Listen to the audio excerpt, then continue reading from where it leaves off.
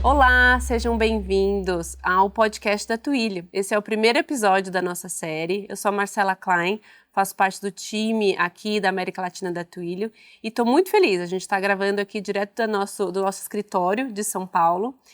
E para começar esse primeiro episódio, a gente vai falar de um tema que é super pontual, que é as tendências do que vem aí de 2025. Aqui na Twilio a gente acredita que é possível a gente criar experiências maravilhosas entre as empresas e seus clientes. E a nossa plataforma de engajamento do cliente faz disso uma realidade. E hoje eu trouxe pessoas muito legais para conversar com vocês sobre como isso vai acontecer de verdade em 2025. Então eu vou deixar eles mesmos se apresentarem. Luiz Leão, se apresenta pra gente. Oi, Marcela. Oi, pessoal. Meu nome é Luiz Leão, sou desenvolvedor evangelista aqui na Twilio, também Twilion, como se diz. E eu estou na empresa há 4 anos, né? E meu papel hoje é encantar pessoas desenvolvedoras a utilizar plataformas de comunicação através das APIs da Twilio. Então, o objetivo é que consigam construir coisas diferentes, consigam aprender sobre tecnologia e trazer isso para as empresas que elas trabalham. E a gente está com uma pessoa muito legal aqui hoje, que é early adopter assim como eu, Mônica Magalhães, bem-vinda, apresenta para a gente também. Obrigada, obrigada. Primeiro quero agradecer por estar inaugurando aqui o podcast com vocês, né? Super feliz pelo convite, obrigada. Sou super admiradora da empresa, da marca, enfim, amo. Mas meu nome é Mônica Magalhães, sou futurista especialista em tecnologias emergentes, sou fundadora da Disrupta, que é uma agência que trabalha com pesquisa, exploração de futuro. Também tenho um canal no Instagram que se chama She Loves Future, onde eu falo de tecnologias emergentes, inovação. Então, fica o convite aqui para quem curte, né? E, enfim, estou super feliz de estar aqui para a gente bater esse papo hoje. Muito legal. Bom, então vamos começar, assim, em todo episódio, gente, vocês vão ver que eu vou começar fazendo uma pergunta que tira um pouquinho a pessoa ali do eixo. Então vamos ver como é que vai ser a resposta da Mônica. Ela falou que ela estuda futuro, né? Ela é futurista. Então eu queria, Mônica, que você contasse pra gente. É possível, afinal, a gente prever o futuro, a gente prever o que vai ser 2025? Pois é, eu acho que nessa época do ano, inclusive, né, que todo mundo está fazendo previsão, né, mas infelizmente não. As pessoas até confundem bastante o trabalho do futurista, e existe essa palavra futurologia, mas eu nem gosto de usar, né, porque futurismo ele é uma ciência. O futurista, ele na verdade nada mais é do que um grande pesquisador do futuro, e a nossa massa de pesquisa, o nosso objeto de trabalho são as notícias, evidências de mudança, de transformação do mundo, as evidências de inovação. Então, o nosso trabalho é muito mais um trabalho de ciência e de pesquisa. E isso ajuda muito, no caso das empresas, a gente constrói esses cenários futuros, não para fazer um checklist de uma jornada, onde eu tenho que fazer, aonde eu vou chegar, quais são as coisas que eu tenho que fazer, mas muito mais para a gente trabalhar esse mindset estratégico de mudar os vieses, perceber a mudança, né, trazer outros conceitos, desconstruir pensamentos do passado. Então, esse desenho de cenário, planejamento do cenário, ele ajuda muito no próprio desenvolvimento do executivo, né, das pessoas que estão aí no universo de inovação, de pesquisa, enfim. Então, não dá para prever o futuro, infelizmente não. Não dá para prever, mas eu acho que o grande ponto da nossa conversa é como que a tecnologia pode ajudar as empresas a, pelo menos, terem uma estratégia do que vai vir. A gente vem vendo o que está acontecendo nos últimos anos com todos os avanços. E aí, o Leão está aqui representando a nossa cabeça técnica, né, desenvolvedor, e está super ligado em tudo que está acontecendo. Então, no seu ponto de vista para 2025, assim, qual que, sem querer prever o futuro, mas o que vem, assim, meio que para suportar essas transformações digitais? Nossa, eu já estava empolgado aqui, achando que ia fazer previsões do leão, depois o pessoal podia me cobrar lá, tá? Ah, foi a tal coisa. Não, mentira. Eu vejo que, primeiro, é muito legal o que a Mônica fala, porque a gente tem que sair do conceito de tecnologia ou de ficar pensando que a gente vai conseguir ver o que está daqui a 5, 10 anos, né? A gente passou por um processo de uma pandemia que ninguém nunca ia imaginar que acontecesse gap de 4 anos aí. E quando eu olho para a tecnologia, quando eu olho para as pessoas desenvolvedoras, eu acho que a gente é muito do ponto de vista de conectar coisas e ligar os pontos.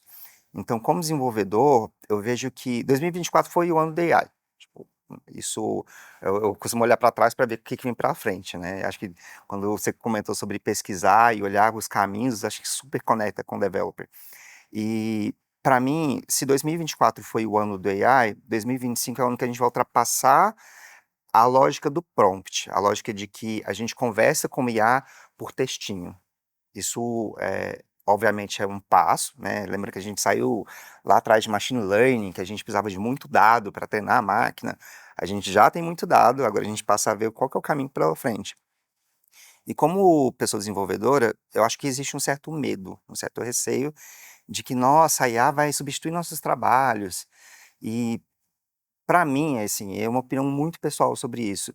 Eu não acho que é sobre substituição, é sobre o como a gente usa a nossa criatividade em cima dessa tecnologia, né? A tecnologia, para mim, vai ser sempre o meio, não vai ser o fim dela. Sempre complementar, né? É. Então, não é uma previsão do Leão sobre o futuro. Eu também acho que não dá para a gente prever o que vai acontecer, mas eu acho que tem umas certas pistas do que vem por aí, né? E a gente pode super conversar, acho que, sobre isso hoje. Eu acho que falar sobre as pistas e sobre a criatividade, né? Porque quando eu estava apresentando a Twilio, estava falando, a gente tem diversas empresas que usam a Twilio, de diversos segmentos, e cada um tem a sua necessidade, né? Então, uma empresa, um varejo é diferente de uma empresa de saúde, que é diferente de um banco. Então, assim, cada um tem a sua necessidade com a tecnologia, né? Então, assim, a gente sai do mundo da tecnologia, é uma coisa que sustenta um caso de uso e dá milhares de possibilidades. E se você não entende o cenário, para você ser criativo e fazer em cima da tecnologia o que é positivo para o seu negócio, que é o que está faltando, né? Então, assim, vamos agora começar a explorar o que é possível de ser mapeado, né? Pensando agora, Mônica, nesse mundo de interação entre marcas e as empresas, né? Pensando em 2025, o que realmente vai fazer a diferença, né, nesse mundo? Olhando para 2025, acho que num recorte um pouco mais dessa relação do consumidor com as marcas, né? O caminho realmente agora é a gente entender como é que a gente está nesse universo de personalização que a gente já chegou na personalização. E eu acredito que a maioria dos players que a gente tem no mercado hoje já trabalham com dados para personalizar o atendimento, o relacionamento, mas tudo num nível ainda que é muito dado demográfico, né? X de estoque, X preço, X valor, aí eu tenho esse cliente que comprou isso também. Essa camada de informação, eu percebo que ela já é mainstream, né? Ela já está pulverizada e já é praticamente você não se diferencia mais, né? A sua competitividade não está dentro desse cenário com esses dados demográficos. Então, como é que a gente agora trabalha talvez uma camada de hiperpersonalização em larga escala? Que eu acho que é muito mais sobre isso. Como é que eu vou para uma outra camada e começo a mensurar coisas que não são dados demográficos, são mais sentimentos, emoções, coisas que são mais subjetivas, mais difíceis. Exatamente, porque aí você tem que ir para um caminho de estar junto com o seu cliente numa jornada inteira e não num ponto específico para conhecer ele profundamente. E aí eu acho que hoje a gente já tem tecnologia suficiente para a gente pegar tudo isso, entender aquele cliente de forma hiperpersonalizada, mas só que não vários clientes ao mesmo tempo, né? Tornar isso muito mais, enfim, em escala. Até dando um gancho nisso, como é que você acha qual foi a mudança quando a IA generativa, ela passa a tomar foco? Todas as empresas estão parecendo Salt Bay, salpicando um pouquinho de IA nos produtos, mas o que mudou com a IA generativa quando a gente pensa sobre personalização? Eu acho que é justamente uma tecnologia que ela está transversal em todas as indústrias. Porque se a gente pensar no nosso universo tech, né, quando a gente estuda todas essas tecnologias emergentes, obviamente eu tenho ali blockchain, Web3, ele pode ser transversal, sim, mas ele está mais concentrado no financial, banking.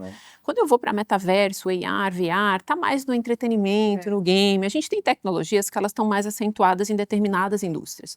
Mas quando eu pego AI generativa, ela é altamente profunda e transversal em todas as indústrias.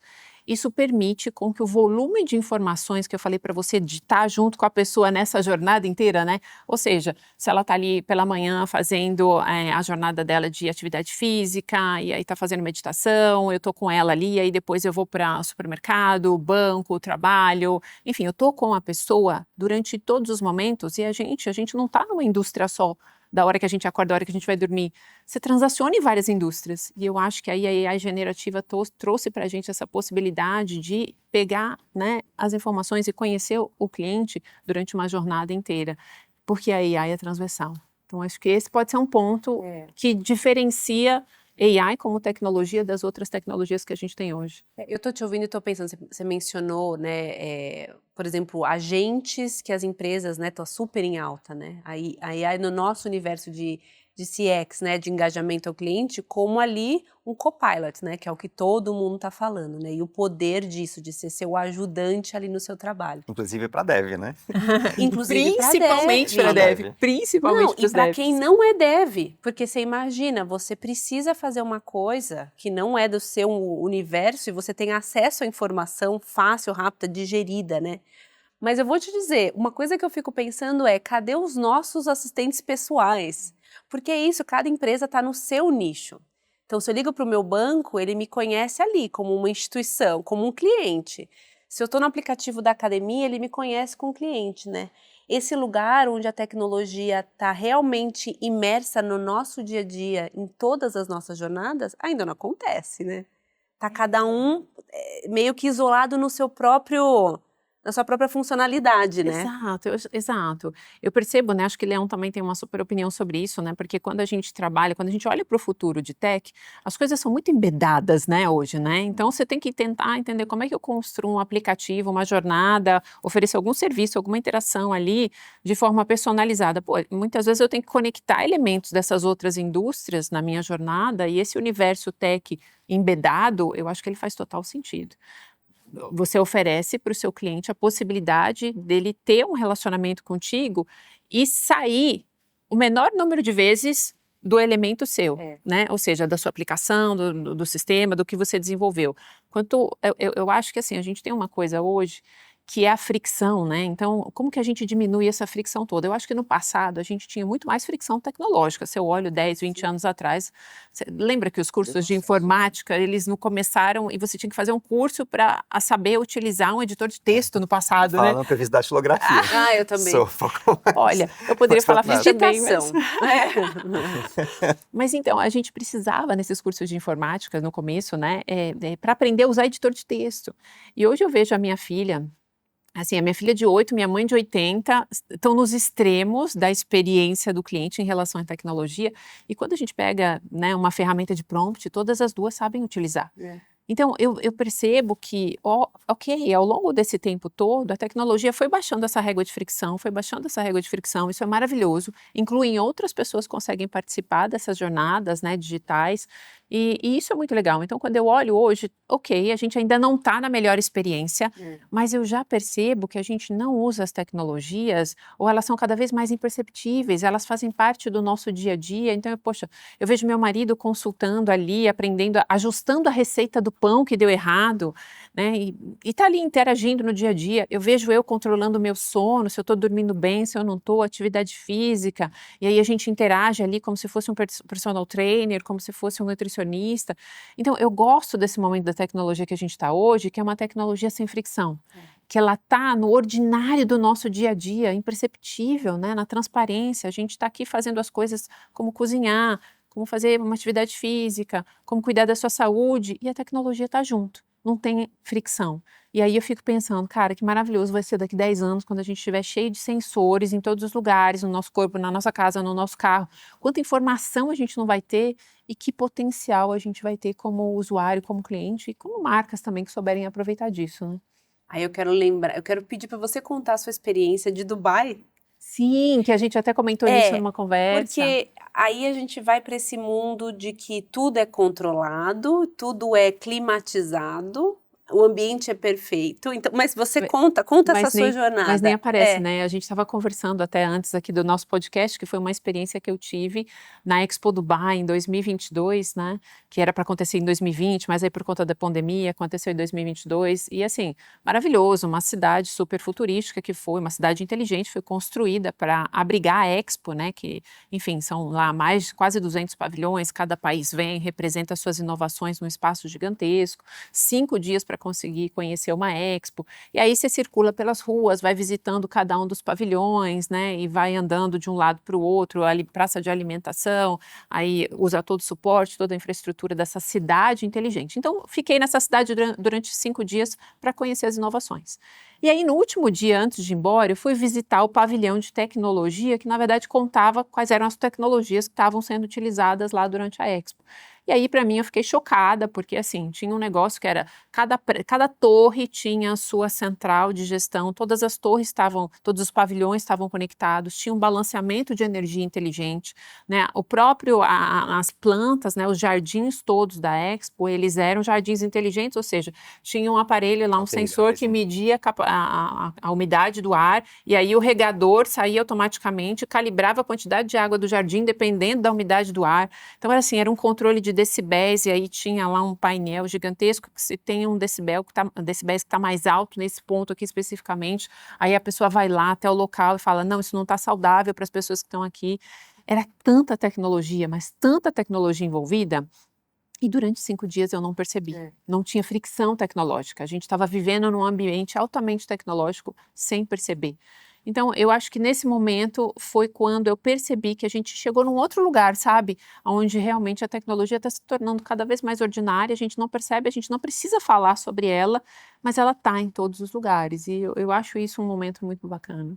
E a gente fala muito de estar sempre com os tênis, né, os sapatos dos nossos clientes. E aí, quando você vai pensar na experiência do usuário, alguém teve que parar e falar: como eu vou fazer com que essa experiência seja positiva, né? Nessa vivência física, né? Embora a gente fale muito da experiência digital da gente, da nossa interação, tem essa questão do físico, né?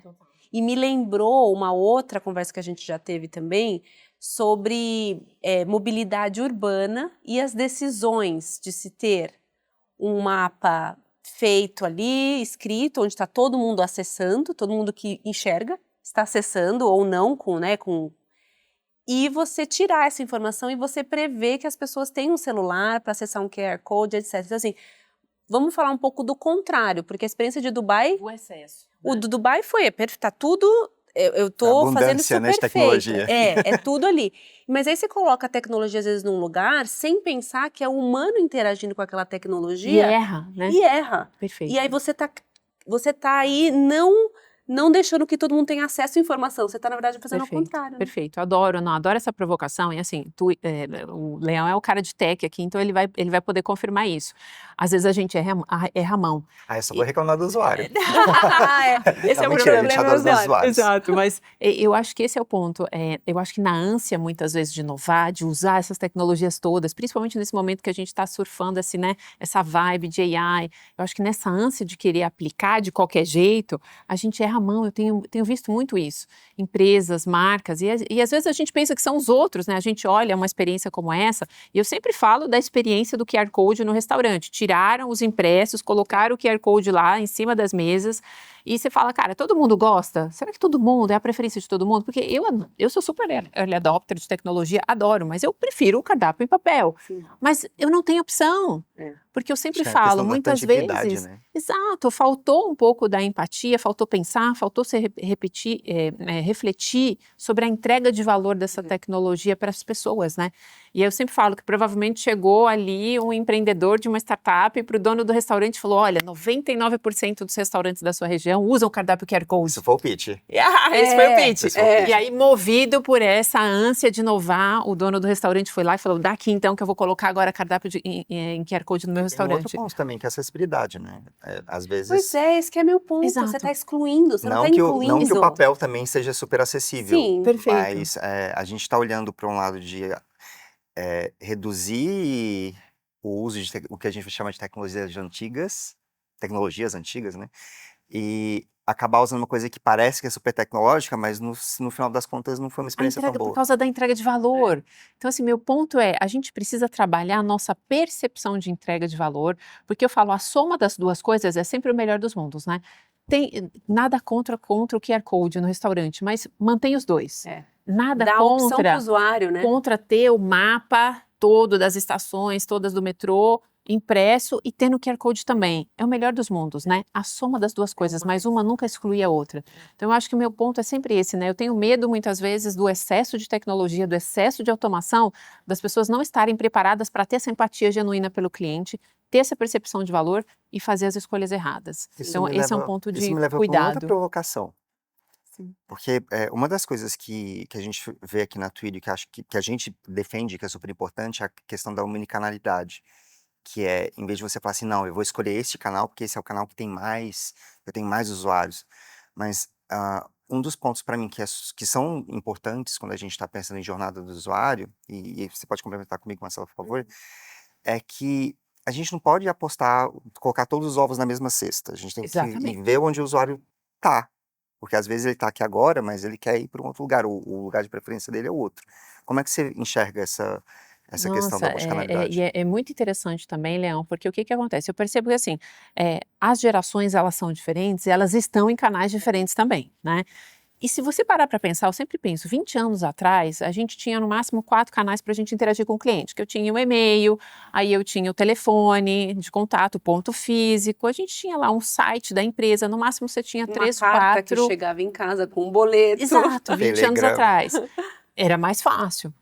Só que canal é uma coisa muito interessante, por isso que omnichannel é uma palavra que não envelhece, porque os canais eles não morrem, eles só se multiplicam. Outro dia eu estava fazendo justamente essa conta, né? Quantos canais a gente tem hoje, pontos de contato com clientes que são possíveis, e a gente já está com mais de 20. Se eu começar a olhar todas as redes sociais, todos os grupos, né? Ou seja, as ferramentas de chat, enfim, todas as possibilidades, a gente já tem mais de 20 pontos de contato que são possíveis a gente entrar, né? Conversar com o cliente, se relacionar com o cliente. Então, assim, eles não deixam de existir, eles só se acumulam. E aí, isso é um baita desafio para as empresas, porque você pega um cliente desse momento tecnológico que a gente vive hoje, com baixíssima tolerância à fricção, ele quer uma jornada fluida. Ele quer começar a conversar com você por um canal, ir para o outro, ir para o outro, ir para o outro, e ele quer que todo mundo saiba o que está acontecendo com ele. Isso é um baita desafio para as Tem um empresas. contexto, né? Independente do São canal. tecnologias diferentes, são times muitas vezes diferentes, né? São canais que foram surgindo e aí isso foi sendo ali colocado num puxadinho dentro, né, do parque tecnológico de cada. Então, assim, é super desafiador. Não é fácil, mas é isso. O cliente de hoje, ele quer uma informação fluida, ele não quer fricção. E a gente tem que entender como é que a gente trabalha, né, com toda essa oferta tecnológica para estar em todos os canais, porque, mais uma vez, eles não vão diminuir. Pelo contrário, daqui 5 anos não vão ser 20, vão ser 25, depois vão ser 30 e eles só vão aumentar, né? Eu queria voltar um pouco para a coisa dos dados, você mencionou um pouquinho. Para a gente aqui na Twilio é isso, é o canal, tá lá, né? Você precisa ter os dados para você conhecer. Normalmente canais, dados primários, né, com o falecimento dos cookies e os dados primários que você está dando para essa empresa. Essa inteligência, etc. Para você poder depois entregar essa experiência. Então, assim, eu queria que você comentasse um pouco não só sobre os dados, mas a questão da privacidade. Que aqui no Brasil, eu não sei se você tem essa percepção, quando eu converso com os nossos colegas da Europa, eles estão num outro mundo. A gente ainda está muito, pra gente a questão da privacidade, os dados, ainda está muito ligado com a fraude. Que essa experiência do cliente que pode dar ruim, né? Porque a empresa pode vender meus dados, pode perder os dados, alguém pode me ligar e passar uma questão com a minha mãe, com a minha avó. Então, assim, conta pra gente um pouco dessa experiência, que você contou do mundo ideal, de Dubai, etc, etc, né? Nossa realidade local. Mas aí isso tem um pouco a ver com o Leão, no sentido assim, aí o que é possível ainda ser feito com a realidade do dia a dia, né? Do mundo que a gente vive. Sim. É interessante porque eu também tenho essa mesma percepção, obviamente os europeus, eles são essa liderança em ética, transparência, eu acho que todo regulatório nasce primeiro lá e depois migra para o restante do mundo, então eles sempre serão essas referências para a gente, né? Mas a gente tem a nossa realidade local. E aí, eu acho que tem um pouco do próprio perfil da nossa cultura, que é assim, poxa, se você me der um cupom de desconto, cara, você leva a informação que você quiser, eu vendo até a alma, né? Tem um pouco dessa cultura. Mas, por outro lado, eu também vejo que algumas marcas erram a mão na hora de fazer essa abordagem obviamente, a gente precisa desses dados porque a gente vai fazer um trabalho melhor, eu vou te conhecer, vou te oferecer um serviço melhor, então tem essa relação da empresa, mas essa é uma história que precisa ser construída junto com o cliente. Confiança, né? Exato. Então, para mim, confiança eu acho que é o ponto, Má, que você falou que é a chave dessa história toda. Se coloca num lugar de um espaço físico, de uma loja física, quando você coloca o pé numa loja física, que você está lá para comprar, de repente, uma peça de roupa, não vem uma pessoa te abordar e falar assim, me dá aqui sua data de nascimento, onde você mora, qual é a sua renda. A pessoa não vem te abordar para pegar dados demográficos na hora que você põe um pé numa loja física. Então, por que a gente vai fazer isso no mundo digital, entendeu? Então, eu acho que primeiro a gente precisa ter esse mindset de construir esses espaços, construir essa relação de confiança. E depois, num outro momento, com essa relação de confiança construída, aí você aborda com ok, eu tenho essa troca aqui, preciso dessas informações por esse motivo. acho que falta essa maturidade nossa ainda, né? Eu acho que uma vez que você tem esse espaço construído com o cliente, os serviços que a gente pode oferecer, né, que a gente vai poder oferecer, são maravilhosos. Mas eu acho que é um outro momento, numa outra etapa de maturidade. E esse é um bom link para a gente começar a falar, então. Agora vamos pensar tendências mesmo. O que vocês estão ouvindo e vendo em eventos? Eu sei que você estava no Web Summit em Lisboa recentemente. O Leão vive, né, no Google, na Meta, em todos os outros grandes portais de tecnologia. Portais não, né? Players, né, de Players de tecnologia. tecnologia. Então, Mônica, conta pra gente assim, se você fosse falar assim, gente, ano que vem, eu sei que não é prever futuro, mas assim, o que você já tá vendo e que tá ouvindo que é possível e a gente vai ver isso acontecendo, digamos assim, sabe? Eu acho que começa o ano, eu tento mapear ali pelo menos 8 tecnologias emergentes e vou vendo ali o que está evoluindo, iniciativas, inovação, que começou em 2024, mas a partir de 2025 acho que vai começar a se tornar mainstream. Então, assim, nós temos várias. Eu acho que eu faria um recorte em especial do Web Summit, que eu acho que é tecnologia. Obviamente, AI ainda está muito no hype, a gente ainda está falando muito sobre isso, né? Eu comecei a olhar para trás, para o passado e ver as grandes revoluções que a gente passou como humanidade. Então, décadas atrás, quando a gente falou de energia elétrica e a gente teve revolução industrial, e aí o mundo globalmente entrou num processo de aceleração econômica gigantesco depois da energia, depois quando a gente fala de 1980, quando a gente criou a internet, né? E a internet passou de existir, a gente entrou num processo de aceleração global gigantesco, economia, e aí várias indústrias foram disruptadas, né? Inovação transversal em todas as indústrias. Então eu voltei muito com esse mindset de olhar para a AI não mais como uma tecnologia, mas como um grande movimento que precisa de uma transformação cultural, muitas vezes dentro das empresas, né, para a gente conseguir abraçar tudo isso e, enfim, se engajar com esse novo momento.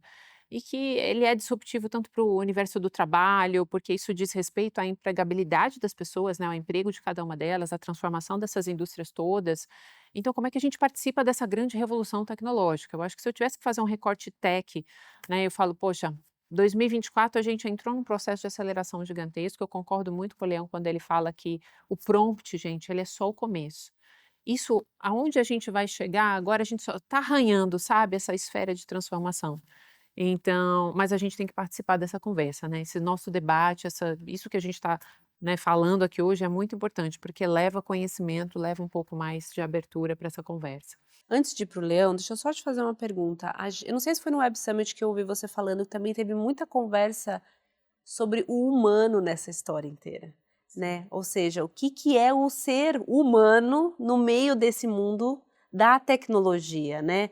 Porque é quase como fosse um ciclo, é o que você falou, a gente tá usando tudo num nível meio que, é meio que para tudo, para todos, a gente não sabe o que a gente está fazendo, e aí a gente vem de volta ao querer falar, ao querer se encontrar, ao querer escrever cursivo, né? Então, assim, o que na verdade você vê também um pouco desse resgate do humano no mundo da tecnologia, né? Eu acho que, naturalmente, isso daí é muito interessante quando a gente estuda futurismo, né, essas tensões de futuro. A gente é a busca pelo equilíbrio quando você está em excesso. O excesso de tecnologia, na verdade, tem até uma certa rejeição por parte das pessoas. Quando tem tecnologia demais, o ser humano tem uma rejeição Mas natural será que porque não ele tem busca um demais equilíbrio. porque elas estão vendo a tecnologia? Percebendo, né, a É. tecnologia, eu acredito que sim. Mas é interessante porque, assim, é aquilo que a gente falou, talvez essa fricção tecnológica, ela tem que se tornar cada vez mais imperceptível, tem que estar ali fluido, tem que estar no nosso dia a dia, para que não haja esse conflito, esse embate. Mas quando eu vejo, por exemplo, AI generativa, que eu acho que é um dos hypes do momento, a gente tem debatido muito sobre quanto isso impacta e influencia no trabalho, na vida das pessoas. E assim, Leão, na parte de desenvolvimento de software é um absurdo, né, o que essas ferramentas estão fazendo. Então, como que você se diferencia? Como que um programador hoje se diferencia? E eu não estou falando só de, talvez, né, essas profissões mais técnicas, mas em diversas profissões, né, no jornalismo, no marketing, a gente tem visto uma invasão dessas ferramentas todas dentro do mercado de trabalho. E aí você começa, eu acho que, né, a gente está nesse ponto desse debate em que a gente começa a olhar a comparação de tecnologias com mão de obra, com o preço do humano, com a capacidade, com a habilidade. Essas conversas, cara, elas incomodam, né? Elas tiram a gente um pouco, desestabilizam, porque não é sobre isso. Só que quando eu olho para o futuro, eu percebo que o que vai nos diferenciar, de fato, são as nossas habilidades emocionais e as nossas habilidades humanas. Cada indústria tem o seu momento, né, no mundo da tecnologia especificamente. Então eu queria aproveitar, Mônica e Leão também, né, na sua perspectiva, o que vocês estão vendo de algumas indústrias especiais que a gente sente muito mais essa mudança da tecnologia, né? Eu acho que no Brasil, por exemplo, nossos clientes Nubank, né, Stone, eles já estão revolucionando o mundo das fintechs, né? Então, assim, o que vem por aí, digamos assim, no mundo do mercado financeiro para 2025? É isso, acho que muita coisa começou já 2023, 2024 e ela começa a entrar em aceleração. Falando dessa vertical, acho que de banking, acho que tem esse recorte de um futuro, são transações embedadas, e isso quer dizer que qualquer player do mercado, então, vai se transformar num banco. Então, eu acho muito interessante esse momento de transformação em que eu tiro do banco essa responsabilidade de fazer transação de pagamento e eu torno qualquer outra marca um player bancário também ou uma instituição de pagamento. E eu acho isso muito legal, né? Porque antes era tudo muito concentrado. Quando eu olho para o passado, né, a circulação do dinheiro e o fim, o destino para um pagamento de conta fazia tudo parte do mesmo contexto de um único player. E aí a gente vive num mundo hoje em que as coisas foram descoladas e ok, fazer um investimento, pegar um crédito é um fim. Mas a circulação do dinheiro, ela pode acontecer independente dos bancos, do cenário bancário. Então eu vejo uma baita revolução quando a gente fala de mercado financeiro, que é isso. Hoje qualquer marca pode se tornar um player quando você embeda ou você cria uma experiência de pagamento diferente ou você cria um pagamento no canal onde o cliente já está, que isso é maravilhoso. Ele não precisa sair do canal que ele está e ir para um outro canal fazer a transação, porque mais uma vez, isso é fricção. As pessoas não querem sair de onde... Se eu estou na rede social, eu quero que tudo aconteça aqui. Se eu estou no aplicativo de chat, eu quero que tudo aconteça aqui. As pessoas querem resolver a vida onde elas já estão. E aí você tem que criar experiências, e aí cada player é uma baita revolução quando a gente fala desse mundo Eu acho financeiro. que, obviamente, porque quando a gente fala sobre esses canais, que cada canal, ele também começou a se preocupar com camadas de segurança. Então, hoje, você passa a confiar mais nesses canais para fazer esse tipo de Foi uma transação. conquista, né? Foi. Ao longo dos anos. Nossa, 2007, a Foi. primeira API que eu comecei a utilizar, eu tinha acesso à senha do usuário, o usuário e senha dele. Até que os processos de segurança foram implementados, que aí tem a autenticação de 2 fatores, tem a questão que a gente chama de autenticação federada, né? Que é o Open Authentication, que é um protocolo que o mercado hoje largamente usa. A gente não tinha isso. E essas foram conquistas que cada vez mais a gente confia mais no player que autentica aquele usuário do que o contrário. Do que na instituição. E aí um outro ponto que a minha percepção enquanto desenvolvedor olhando para a tecnologia é que o primeiro Brasil está anos-luz do ponto Sim, do... verdade. Se a gente olha o mercado financeiro, o Brasil está tipo, super elogiado. lá na frente. E quando a gente olha, por exemplo, transação de Pix que acontece instantaneamente, isso só acontece porque a gente está à frente da tecnologia, especificamente para o setor financeiro. E um outro ponto que eu vejo é que o Open Finance, a capacidade que a gente tem de ver a informação do usuário, independente de qual instituição financeira que ele usa, ou inclusive que ele usa várias, eu tenho vários bancos, assim, tenho um e-mail para cada. Para mim, é uma forma de você voltar para aquela discussão do meu gênio digital. Existe o leão. Esse leão, ele tem esse perfil em tais lugares, mas ele ainda assim é uma pessoa só, né? E acho que para o setor financeiro, o que vai mudar na minha cabeça é que quanto menos fricção ele trazer para o usuário, né, quanto mais valor ele demonstrar para aquele usuário, seja proativamente, entendendo qual que é o perfil do usuário, como é que ele ajuda aquele usuário, olhando para o lado financeiro, a ser uma pessoa financeiramente saudável, é onde vai fazer a diferença. E eu vou complementar a questão da fraude, né? Porque eu acho que isso, como usuário, é fundamental. A gente não achar. Eu acho que, inclusive, eu não sei, eu posso também estar vendo o copo meio cheio, mas eu ando sentindo que tem muito mais critérios de mensagens que a gente recebe, SMS, WhatsApp, ligação, falando. Isso aqui é verdadeiro? Você tentou fazer aquela transação ou não, né? Então, eu acho que o banco ainda assim carrega essa responsabilidade, ou o meio de pagamento, né? Para proteger o usuário, porque senão, né, financeiramente falando, a gente está sempre achando que está prestes a uma fraude, principalmente no Brasil, né? Sim. Eu tenho um ponto sobre isso, porque, primeiro, né, olhando do lado tecnológico, a gente passa por um canal de comunicação que era SMS, que hoje, se você tem um telefone celular, você consegue disparar SMS simulando qualquer coisa, Sim.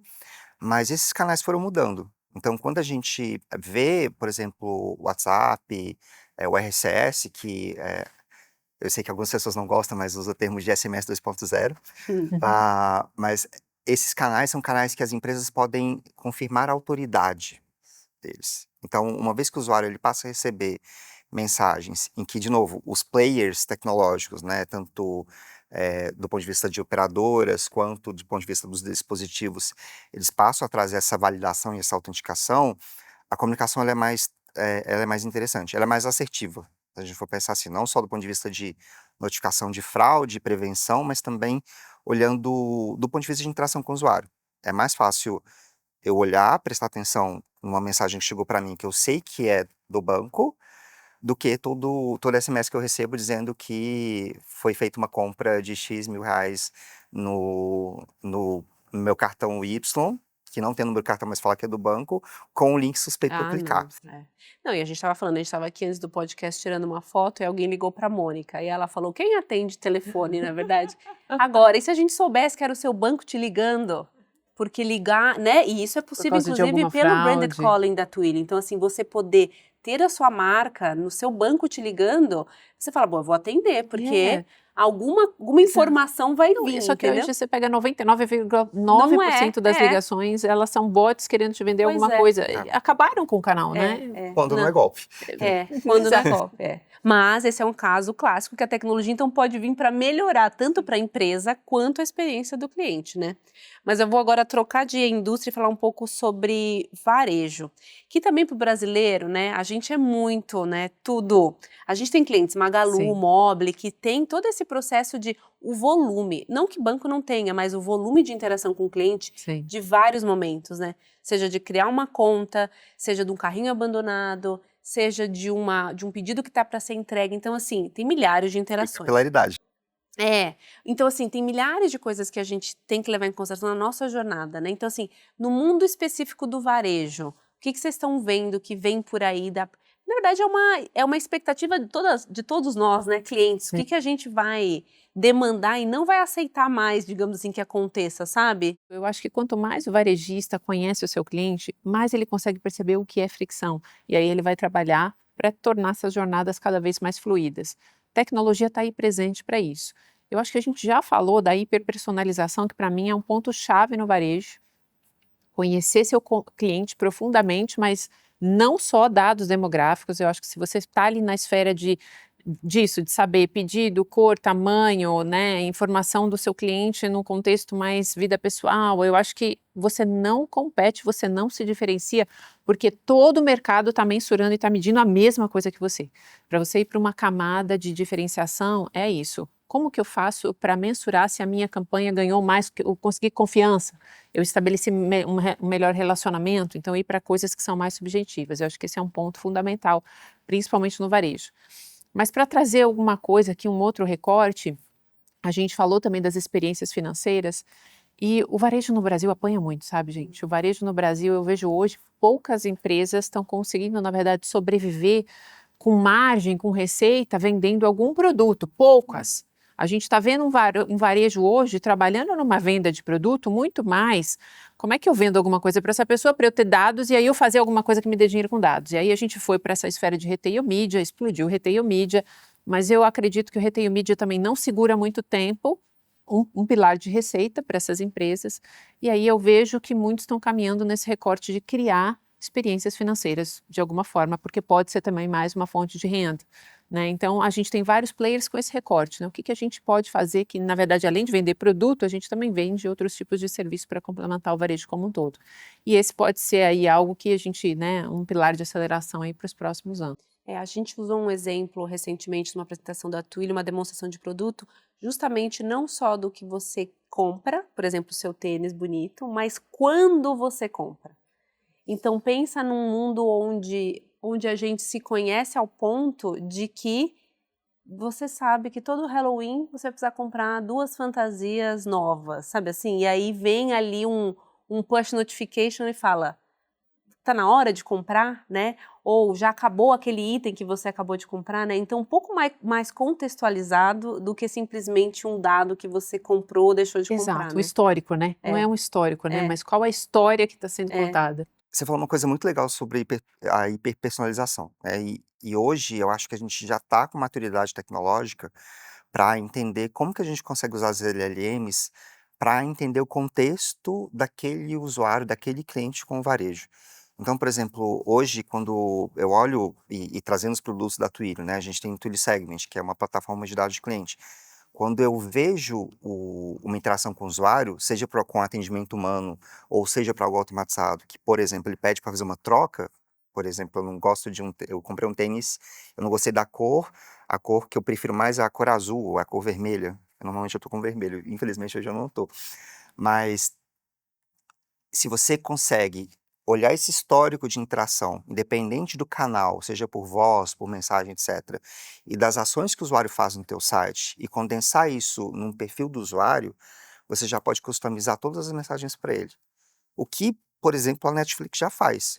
O meu perfil da Netflix, se a gente tem os gostos parecidos, a tela, o thumbnail do filme que eu tô vendo, da série que eu tô vendo, vai ser diferente de todo mundo. Não é igual. Sim. E ele não é igual por quê? Exatamente porque quer trazer alguma identificação sua, e muitas das vezes a Netflix sabe mais coisas sobre você do que Sim, você sim, mesmo. sim.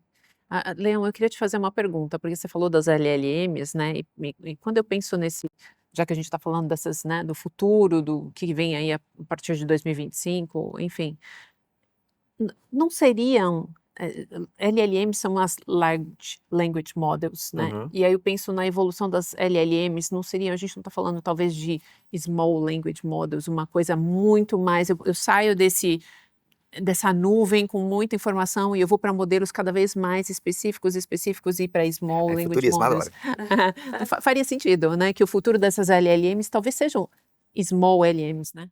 É, me parece, eu sempre acho que a gente está voltando um ciclo de coisas. Sim, Então, existiu, quando a gente estava falando de internet das coisas, por exemplo, que há uns 2 anos atrás era o frenesi, hoje ainda acontece IoT, hoje tem até anel que tem IoT, tudo está conectado, a casa está conectada.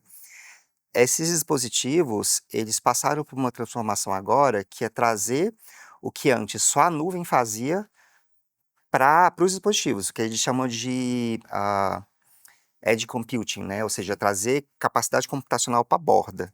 Quando você fala disso, me lembra muito a mesma linha, a mesma transição, que é trazer as LLMs, trazer esses modelos. Eu não acho que sejam modelos pequenos, são modelos otimizados, até mesmo quando a gente vê a atualização que o próprio ChatGPT ele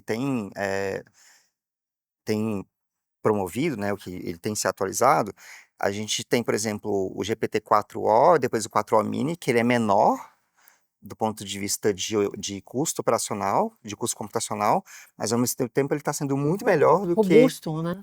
Então essa robustez, essa otimização, ela vai acontecer. É um pouco desse conceito, assim, que a impressão que a gente tem é que tudo seria nuvem, mas na verdade a gente começa a trazer um pouco dessa AI para os dispositivos locais e muitas vezes eles são offline, desconectados, seja a placa de vídeo, seja aqui, né, os nossos devices, nossos dispositivos, pensando até na segurança dessas informações. Então, trazer isso para um ambiente desconectado parece ser um movimento completamente contraditório, já que o movimento é todo nuvem.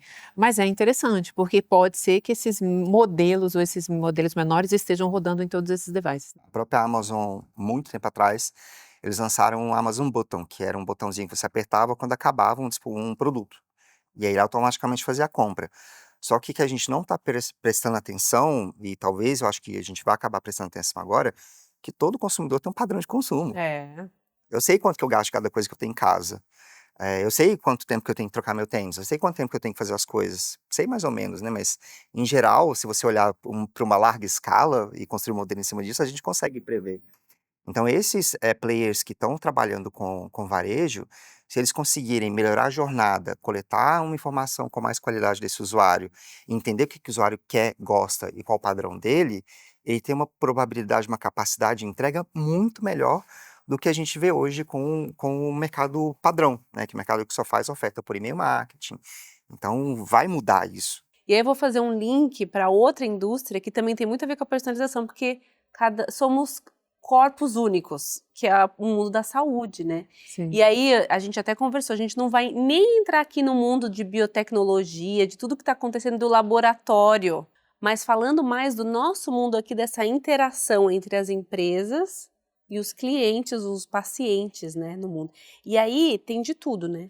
Tem a ver com a privacidade, de quem sou eu, o que eu preciso, os seguros de saúde, o cenário brasileiro, que é diferente do cenário americano, que também tem essa questão dessa maturidade dos mercados, indo para o mais do dia a dia, que é a nossa interação com eles, né? Então, quantas vezes a gente liga, a gente chama pelo WhatsApp, a gente faz, né, um pedido de exame e lá vai todo o nosso histórico de novo. CPF, e-mail de contato, tá marcando para quem, etc. Então, assim, foi um caminho longo, eu acho, desde a pandemia. A gente teve clientes que se digitalizaram com a gente durante a pandemia, a DASA, Prevent Senior, que deram um salto gigante, né? De deixar canais digitais disponíveis, de ter ali uma comunicação pré-pronta para as pessoas conseguirem interagir quando o agente não estava disponível.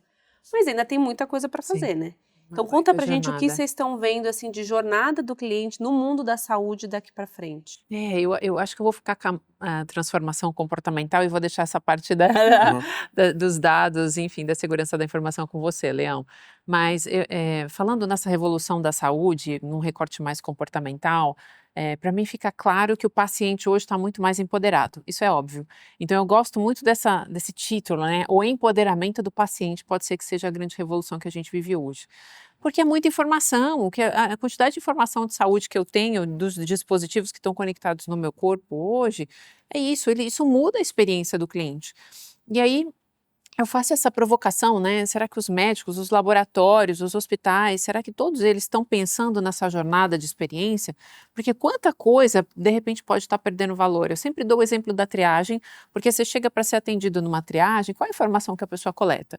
É o batimento cardíaco, oxigenação, temperatura corporal. Mas, poxa, Isso já isso eu vem no tenho no relógio. meu das últimas 24 horas. O É. que você vai me contar de novo nessa jornada que você está me fazendo passar? É.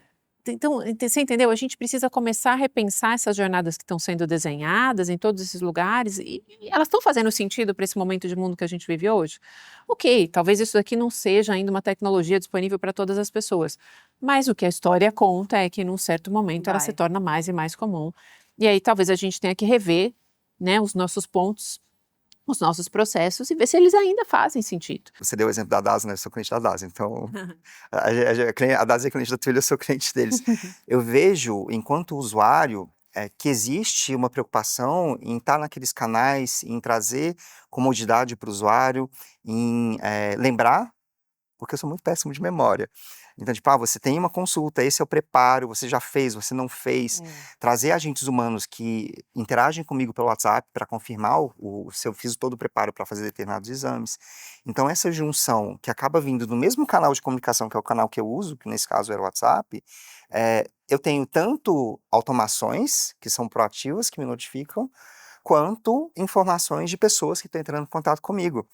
E aí, me surpreendeu, por exemplo, quando eu cheguei no local de fazer exame, que a pessoa que conversou comigo, que era enfermeira, ela falou: então, foi eu que te mandei a mensagem. Nossa. Foi? Eu tava achando que era uma máquina, tipo, eu achei que era automatizado. Não, eu te mandei, só que o canal veio tem mesmo. a surpresa, né? Você fica até surpreso. E isso traz o fator humano para a conversa, isso traz empatia, isso traz diferença. E quando eu olho também do ponto de vista da privacidade, acho que hoje está muito mais claro que existem meios de não só anonimizar os dados que precisam ser anonimizados, né, quando a gente olha inclusive para a plataforma da Twilio, clientes que precisam de o que a gente chama de redaction, né, de pegar alguma coisa de log e remover dados pessoais, a gente tem essas tecnologias para fazer isso de forma automatizada, mas ao mesmo tempo existe do ponto de vista do mercado também essa necessidade. Então o mercado, naqueles canais que não são canais que já possuem essas funcionalidades, o próprio player tem que fazer investimento para que isso seja feito. Então, tem esses dois lados.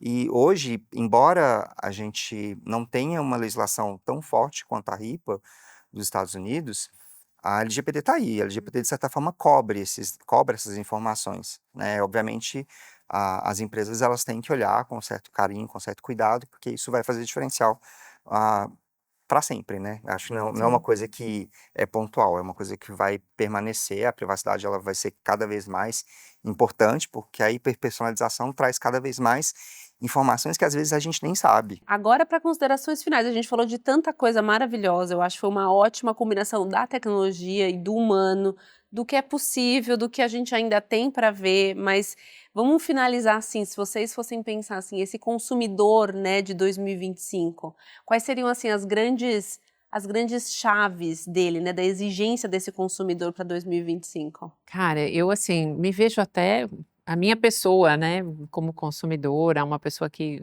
conectada. Eu procuro me relacionar com essas marcas, com serviços que tenham baixíssima fricção, que a coisa seja fluida.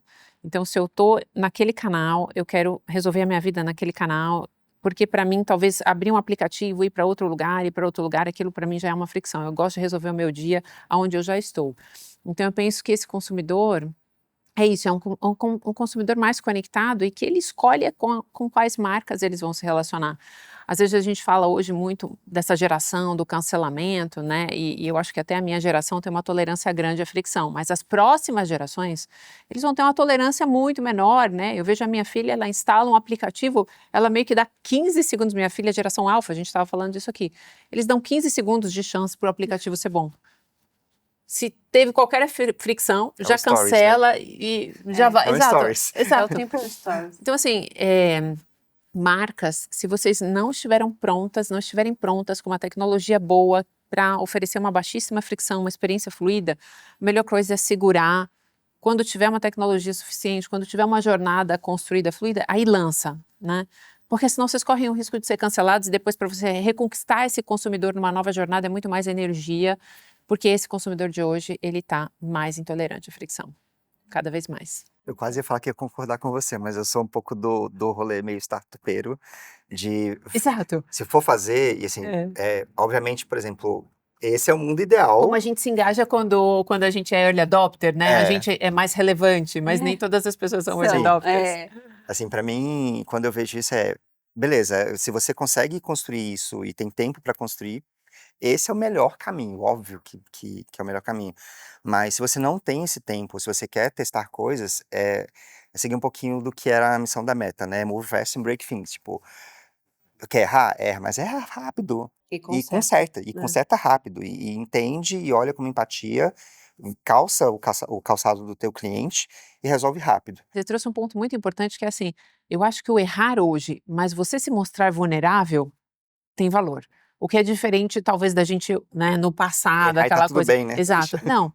Eu acho que errar e se mostrar vulnerável é uma coisa que eu percebo que se conecta com esse espírito do tempo. A vulnerabilidade, até quando você está lançando algo novo, mostrar ali quais são o seu processo de evolução.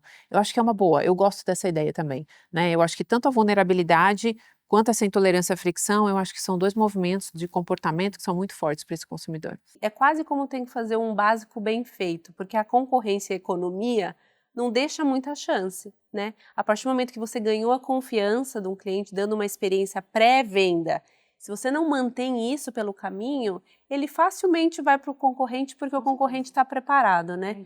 Então, assim, garantir um cliente para a vida, né, que eu acho que é a grande questão de muitas empresas, é a chave dali. Como fazer isso, né?